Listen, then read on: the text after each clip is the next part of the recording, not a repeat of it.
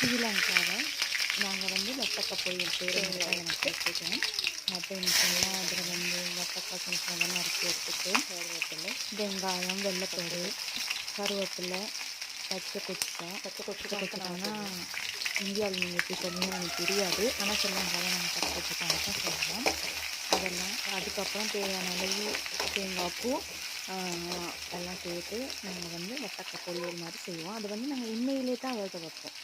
எண்ணெயில் தான் வேக வச்சா நல்லா வெங்காயம் வந்து நல்லா பொன்னிறமாக வந்துருச்சு. இப்போ பொன்னிறமாக வந்ததுக்கு பிறகு கொஞ்சம் நீங்களும் ட்ரை பண்ணி பாருங்கள். இப்படி வட்டக்காய் பொரியல் வந்து ஸ்ரீலங்காவில் நாங்கள் எப்படி செய்கிறோம்னு நான் எடுத்து அதே மாதிரி நீங்களும் முடிஞ்சால் ஒரு முறை ட்ரை பண்ணி பாருங்கள் எப்படி இருக்குன்னு சொல்லிட்டு டேஸ்ட் எப்படி இருக்குன்னு சொல்லி கமெண்ட் பண்ணுங்கள்.